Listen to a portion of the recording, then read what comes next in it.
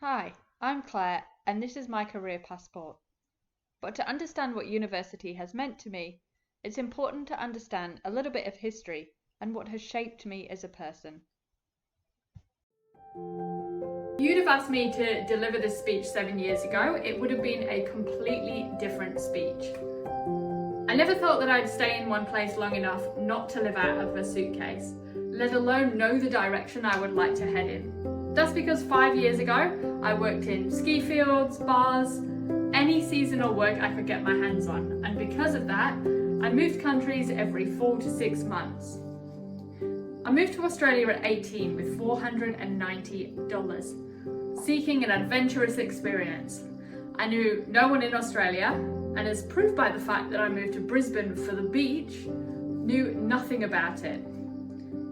Because of the $490, my few years in Australia turned out to be a very lonely experience, with no friends and no money to do anything.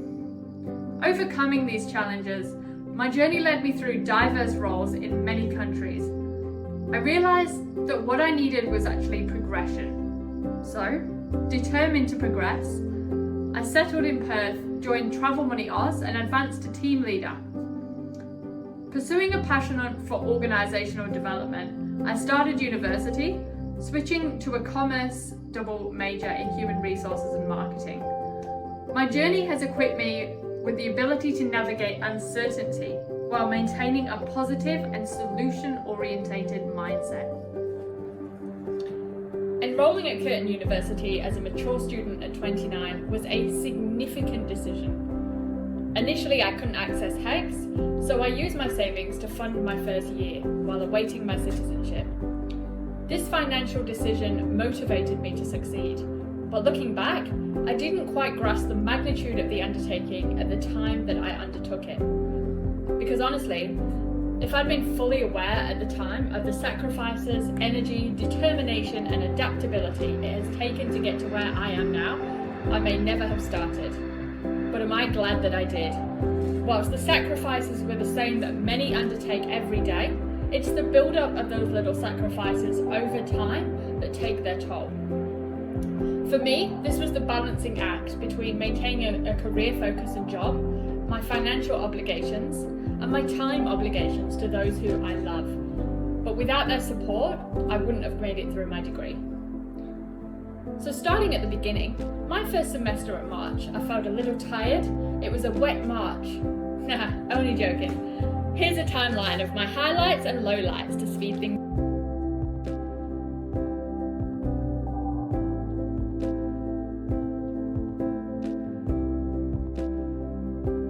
Business 9 exceeded my expectations, evolving into the most interactive unit I experienced during my university tenure.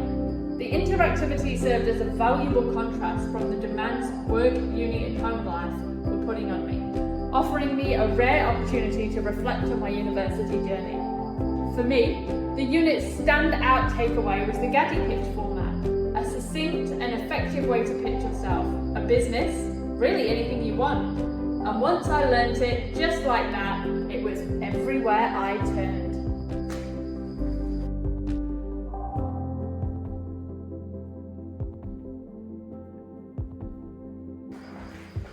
Welcome, Claire. Thank you. Have a seat. Thanks.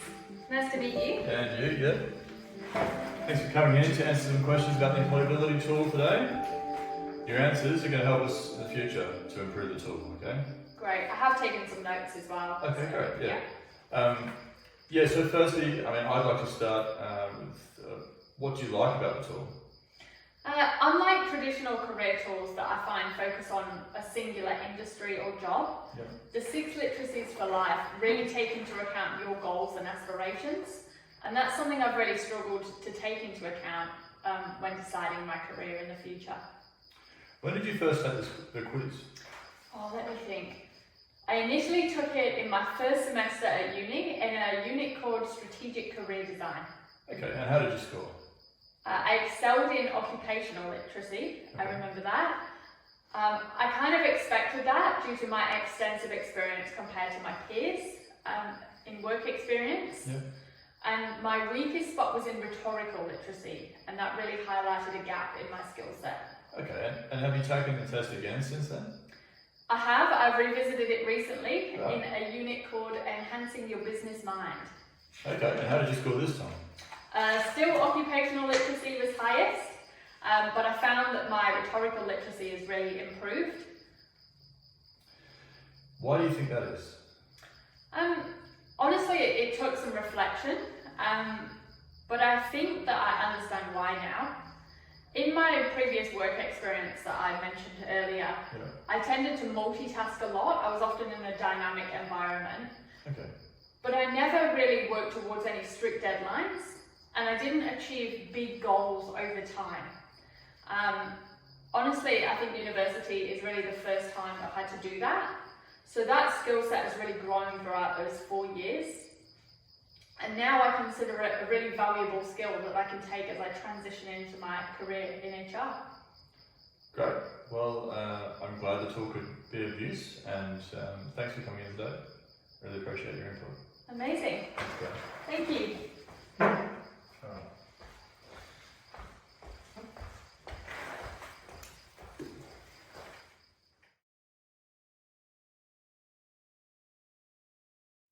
My journey and experiences have honed invaluable transferable skills. I've learnt the art of adaptability, problem solving, and effective communication across cultural boundaries. But what truly sets me apart is my unwavering perseverance, open mindset, and ability to learn. Not only does this mean that I solve problems creatively, it means that I will learn and grow with any organisation. Like last summer, I completed an internship with a mid-tier gold mining company. It was long 12-hour days on site and in office, but I kept pushing, using my determination, and I'm glad that I did, because they gave me an amazing reference for my now role as a people and organisation coordinator at Wood PLC, which is an oil and gas consultancy. Long term, one of my main goals involves being a people and culture consultant, leveraging my expertise to guide organisations to overcoming retention challenges and fostering vibrant workplace cultures.